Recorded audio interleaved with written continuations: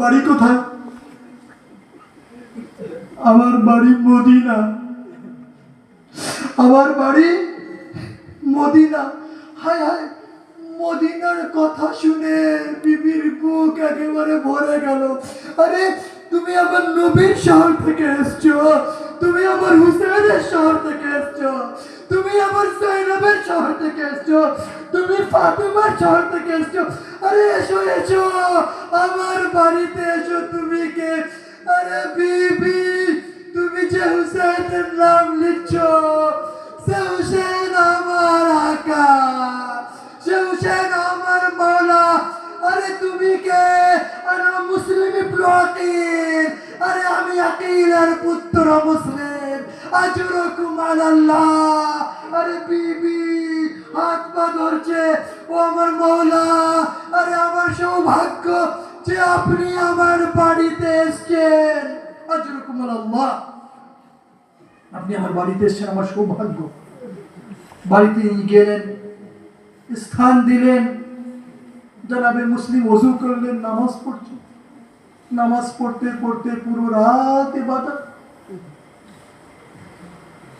জনাবে মুসলিমকে দরজা বন্ধ করে রাখলেন। ছেলে হারিস, সে জনাবে মুসলিমকে খুঁজছে, তার হত্যা করব।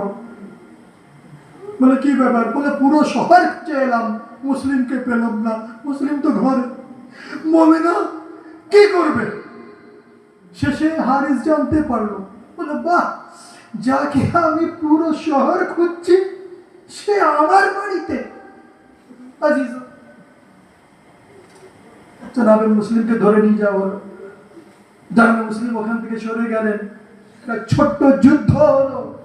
তারপরে জনাবে মুসলিমকে আবার গ্রেফতার করা হয়, হাত বেঁধে নিয়ে যাওয়া হয় ইবনে জিয়াদের দরবারে। যখন দরবারে যায়, এক ব্যক্তি বলে, মুসলিম তুই আমিরকে সালাম করলি না? মুসলিম একটি কথা বলল, মালিল আমির সেওয়াল হুসেন, হুসেন ছাড়া আমার কেউ মওলা নেই। কোন খাহিস? একটু পানি দেবে? পানি আনা গেল। জনাবে মুসলিমের ঠোঁটের উপরে তলোয়ার পড়েছিল, তার থেকে ঠোঁট কেটে যাবার কারণে রক্ত ঝরঝর করে পড়ছিল।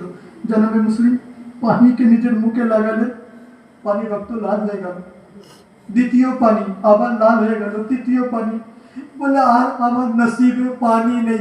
আমি একটি কথা বলবো, আরে মুসলিম তুমি পানি পান করবে কি করে? পেছনে পেছনে হুসেন আসছেন, কারবালার শহীদ